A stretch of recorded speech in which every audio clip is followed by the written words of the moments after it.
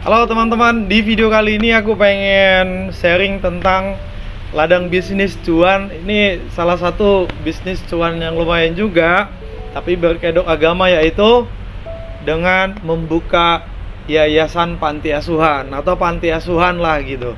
Cuman saya mungkin dari sisi agama Kristen ya, atau yayasan atau panti asuhan Kristen, yang dimana aku pernah tinggal di salah satu panti asuhan Kristen di Indonesia ini gitu. Jadi aku mau sharing, dan juga teman-teman yang aku kenal yang ada di Indonesia sekitar Sumut mungkin, atau sekitar Kepri gitu, yang punya panti asuhan. Jadi aku mau bahas itu di video ini.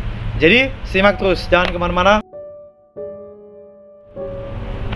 Ya, jadi kalau panti asuhan yang berbasis agama Kristen ini kan kayak gini. Dia awalnya, pada umumnya ya, walaupun nggak semua gitu, dia awalnya punya gereja. Kemudian setelah dia udah punya gereja, jemaatnya agak banyak, lalu dia buka panti asuhan. Dan biasanya di wilayah yang sama, mungkin di sini gerejanya, di sampingnya gedung panti asuhannya gitu.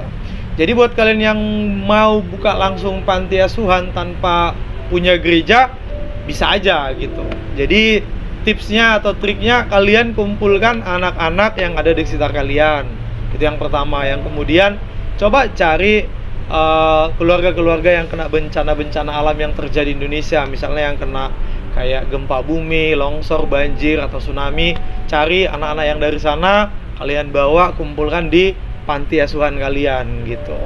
Kemudian itulah yang untuk mengumpulkan di sekitar kalian juga yang kurang mampu, anak-anak yatim piatu yang ada di sekitar kalian, ya udah bawa aja ke tempat panti asuhan itu.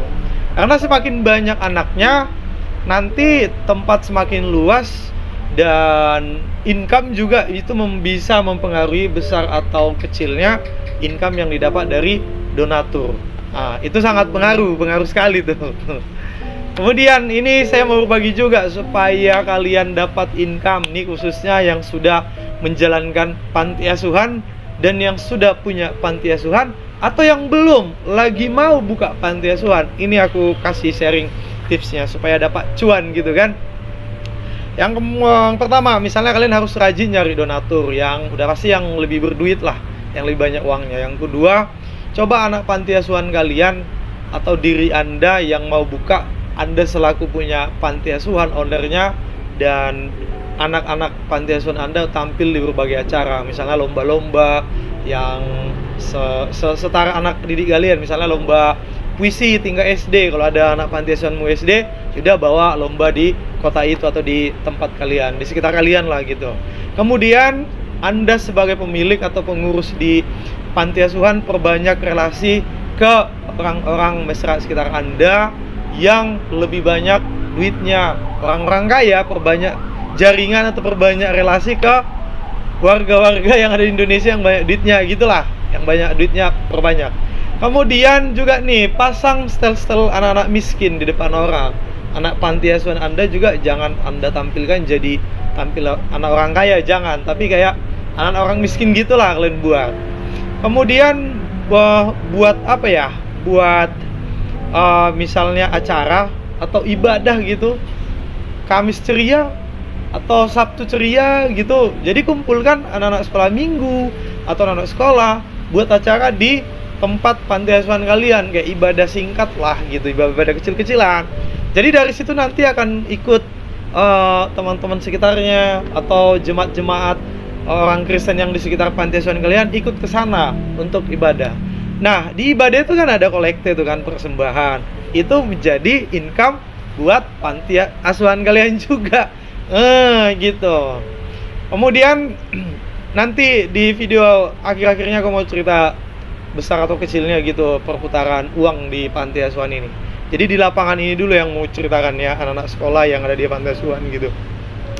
Mereka sekolah akan ditempatkan di sekolah negeri ataupun di sekolah-sekolah yang masih gratis, yang nggak ada bayar apa-apa. Walaupun sekolah swasta, dicari sekolah swasta yang paling murah, yang ada terdekat dengan tempat panti asuhan itu.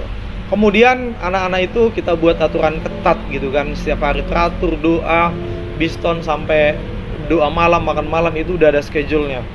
Kemudian kalau misalnya kita bawa lomba, entah lomba apalah gitu, nanti hadiahnya atau piala atau uang cash itu kita ambil, kita sebagai owner kan, kita ambil, kita tarik tuh hadiah yang didapat si anak. Kemudian lagi kalau soal makanan, biasanya di panti asuhan makannya ala kadarnya lah, kadang Indomie kuah semua, ya kan, Indominya nggak polos-polos aja bening, atau telur dadar semua tipis-tipis segini. Nah, makanannya itu lebih di minimize lah, nggak usah mewah-mewah, nggak usah enak-enak pakai daging, nggak, sesekali aja makan daging karena hemat biaya gitu.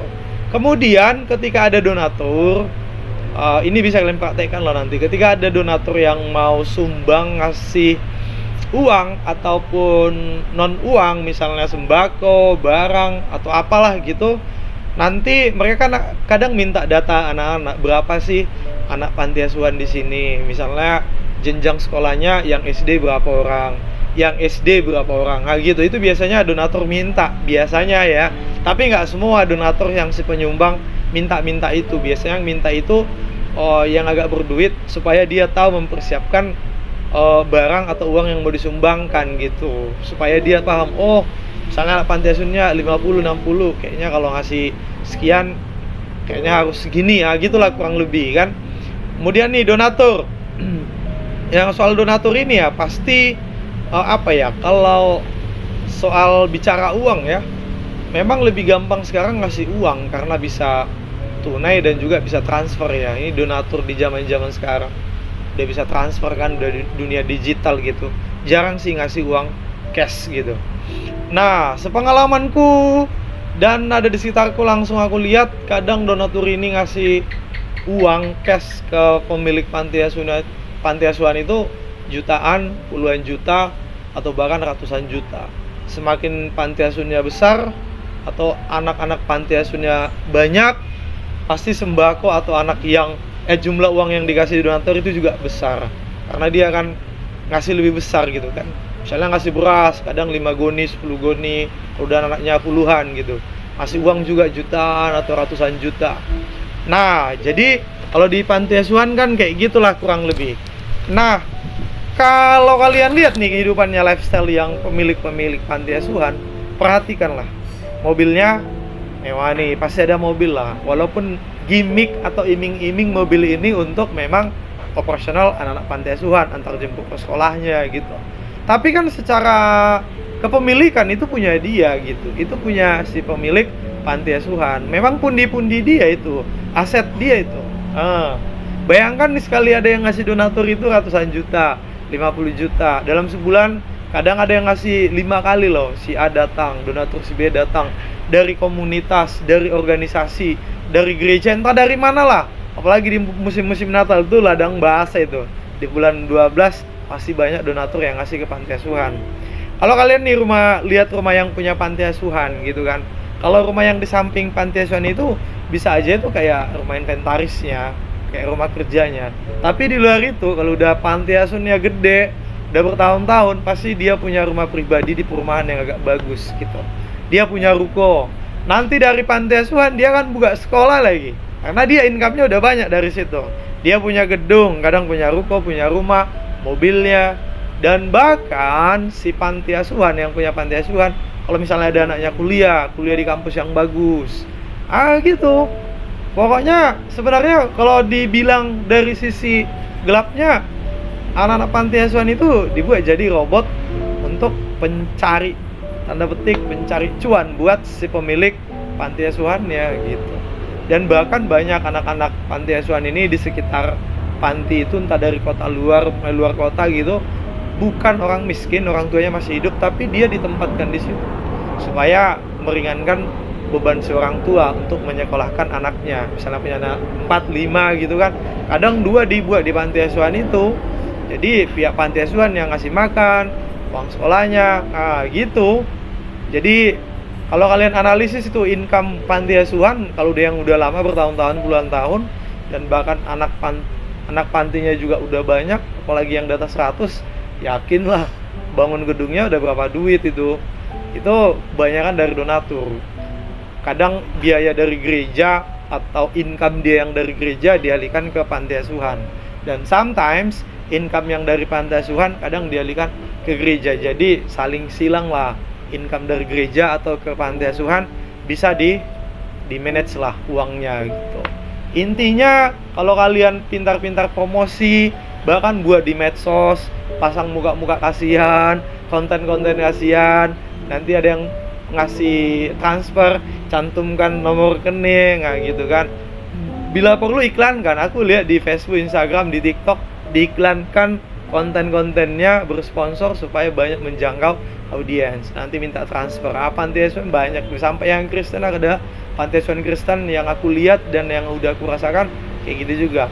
Baru-baru ini juga setelah TikTok lagi hitsnya atau TikTok aktif ya, itu banyak yang live itu anak-anak panti asuhan sambil minta-minta belas kasihan yang gift-giftnya, yang bunga-bunga mawar lah apalah gitu. Sampai di situ aku lihat real itu di TikTok ada panti asuhan di live kan lagi doa, lagi ibadah, lagi belajar gitu, sambil ada 1, 2, 3 orang yang ayo kak tap-tap layarnya gitu di panti asuhan gitu. Itulah saking pengen nyari cuannya gitu. Nah gimana menurut kalian? Tolong share videoku ini kalau misalnya nggak betul atau nggak sesuai fakta, bagikan ke kawan-kawan kalian, saudara kalian yang kerja di panti asuhan, pengurus panti asuhan, atau pemilik panti asuhan. Jadi yang menjadi kaya raya itu pemilik panti asuhan itu yang jadi cuan.